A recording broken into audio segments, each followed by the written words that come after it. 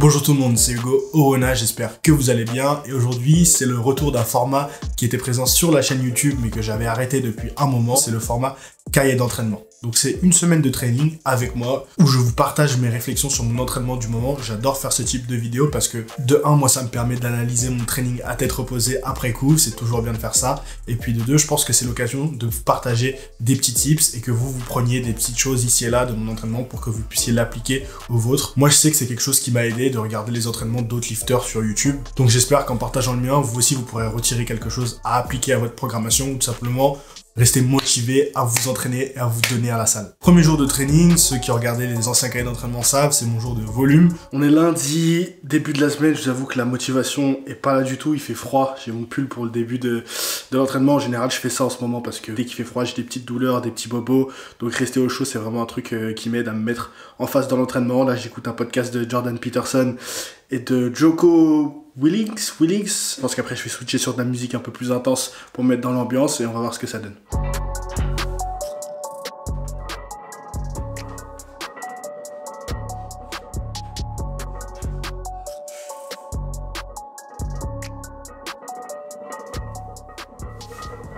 Bon, ça a bien bougé.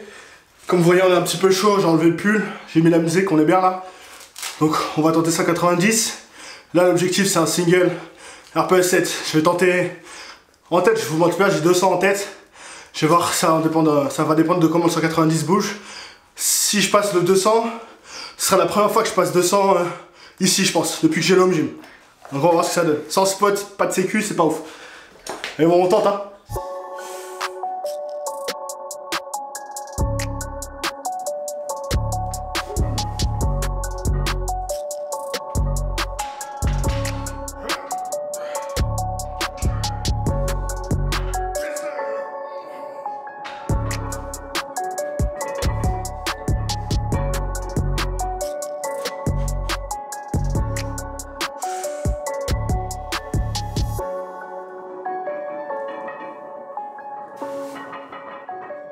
Donc assez content des 200 qui bougent pas trop mal. Franchement, c'était la première fois que je squattais 200 dans le home gym. Donc quand je l'ai partagé sur Instagram, j'ai reçu pas mal de messages d'entre vous qui me disent « Oh, il est fou, il a squatté dans son home gym sans protection. » C'est vrai que c'est pas très... Je conseillerais à personne de faire ça.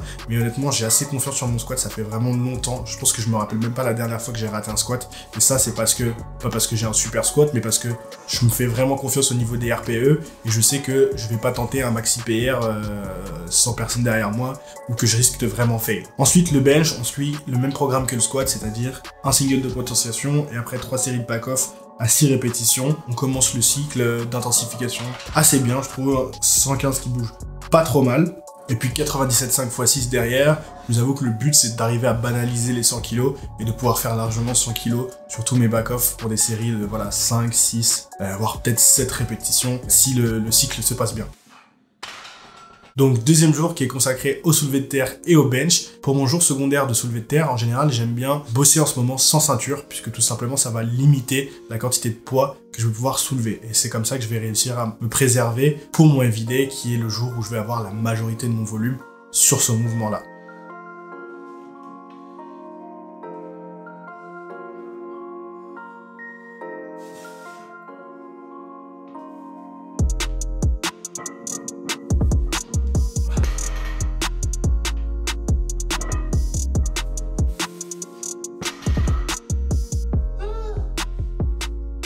Je viens de décharger là, je vais me mettre 140 pour les back-off. Ça a plutôt bien bougé, sauf qu'on a PR hier, si vous avez vu sur Instagram, le 250, enfin c'était pas hier, pardon, c'était la semaine dernière. Et là je sens que c'est lourd, même si ça bouge pas trop mal, je sens que c'est lourd. Donc je pense que, étant donné que le PR était pas forcément prévu, on va faire au lieu de faire une full semaine de deload, on va plutôt deload un petit peu le soulevé de terre.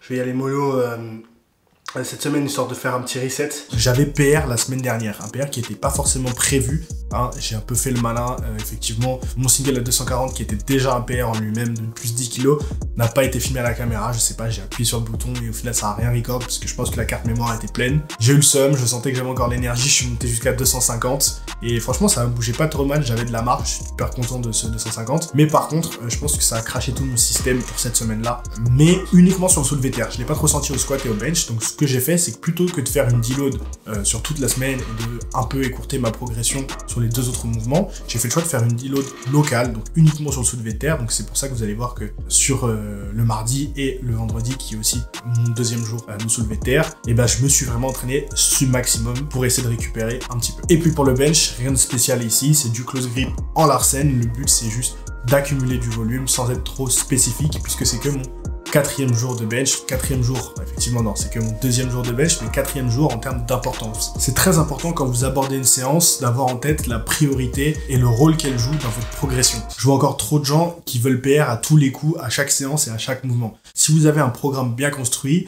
eh ben, il prend en compte votre fatigue. Et il y a des jours où votre fatigue va être à un pic et il va falloir faire plutôt une séance de récupération active. Et puis il y a des jours où il va falloir vraiment être en forme parce que ça va être votre everyday et c'est là que va se jouer votre progression. Donc chaque séance a son rôle. Et si vous abordez toutes les séances en mode je suis un guerrier, il faut que je PR, il faut que je sois à fond, que vous avez votre everyday à la fin, ce qui est en général le cas puisque c'est là que sont les compétitions, en général le week-end.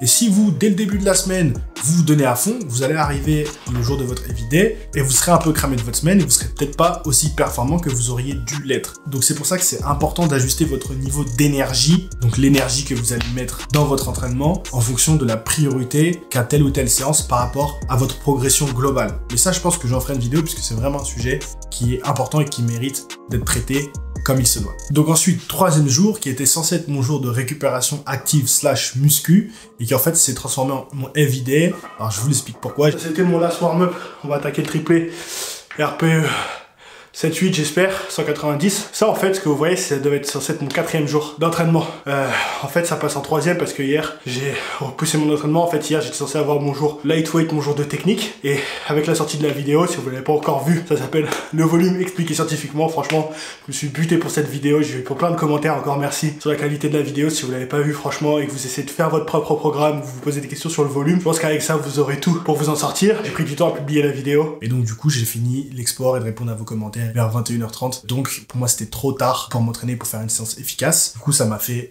un jour de repos. Et plutôt que de reprendre mon entraînement comme si de rien n'était et juste décaler mes jours de repos, j'ai préféré avancer mon everyday. Alors, je vous explique la raison derrière ça, c'est parce qu'encore on en revient à cette idée de l'importance des séances. Si vous savez que c'est votre jour de récupération active, ça n'a pas de sens de commencer ce jour-là en ayant un jour de récupération plein derrière. Parce que du coup, vous allez faire votre everyday sans avoir eu de récupération. Donc j'ai préféré avancer mon everyday en étant frais pour mon everyday puisque j'avais eu mon jour de repos derrière. J'ai fait mes 2 jours de everyday et puis après j'ai enchaîné avec mon jour de récupération active, ce qui aurait pas dû être le cas normalement, mais c'est moins grave puisque ce jour a moins d'importance dans ma progression globale. Donc c'est pas grave si je l'ai attaqué en étant fatigué de mes 2 everyday derrière puisque encore une fois, ce n'est pas le jour le plus important. Donc du coup, mon premier everyday squat bench, qui s'est super bien passé avec un PR, je crois, 190 x 3. Alors même si c'est un PR, j'ai un peu overshoot, on va pas se mentir. Je voulais que ça bouge un peu mieux que ça. Mais bon, je pense que j'avais fait une fixette sur ce 190 et que je voulais pas faire moins ce jour-là.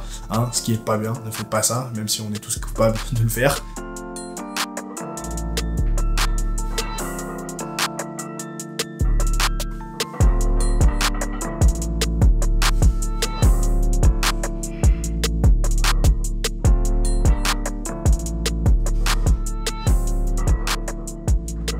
Et au bench, un triplé à 110 qui là pour le coup bouge très bien et les back-off à 100 kg pour 4 répétitions. Donc encore une fois, mon but c'est de banaliser ces 100 kg et de pouvoir vraiment avoir 100 kg en back-off même sur des séries moyennes voire longues.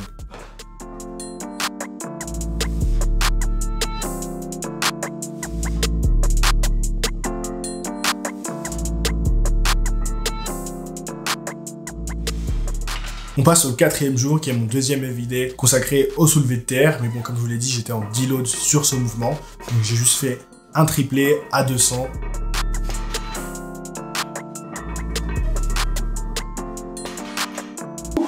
Bon, je suis désolé les gars. C'est tout ce que vous allez voir. Parce que je viens de recevoir ce colis magnifique Et dedans, il y a le nouveau MacBook Pro que j'ai tellement envie d'aller essayer. Donc, c'est pas bien. Mais je vais finir mes back-off. Et puis, on va reporter la muscu demain. Parce que là, je vous cache pas que de m'entraîner et d'avoir ça sous les yeux, c'est pas évident.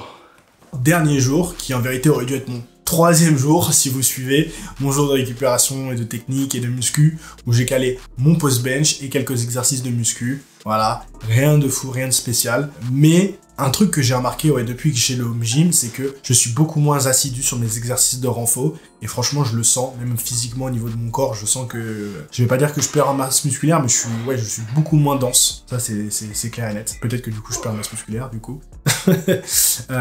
Et ça, c'est purement un manque de motivation et un manque de pas avoir les machines, puisque dès que j'ai l'occasion de retourner en salle de sport, ce qui m'arrive très rarement, mais quand j'y suis, vraiment, du coup, je fais que du body, je kiffe ça. C'est juste que, en home gym, c'est difficile de maintenir sa motivation pour les exercices de renfort, puisque tout tourne autour de la barre, et franchement, quand vous avez déjà mangé du SBD, c'est dur. La barre, on en a marre. Mais pas d'excuses pour les prochaines semaines. L'objectif, c'est d'être beaucoup plus assidu sur la muscu. Voilà, c'était tout pour cette vidéo d'entraînement. J'espère que ce format, si vous le découvrez aujourd'hui, du coup, vous aura plu. N'hésitez pas à aller voir la playlist que je mets juste en haut, puisque j'en ai fait plein des vidéos comme ça. Allez checker ça. Et puis, si vous voulez que j'en fasse d'autres plus souvent, faites-le moi savoir en commentaire. Moi, je kiffe faire ce format, donc ce sera avec plaisir. Je vous dis à bientôt. N'oubliez pas de lâcher un petit pouce bleu pour le référencement, ça fait toujours plaisir. Abonnez-vous surtout si ce n'est pas déjà fait pour ne pas manquer les prochaines vidéos. Et moi, je vous dis à bientôt dans une prochaine vidéo ou dans un prochain podcast. Ciao!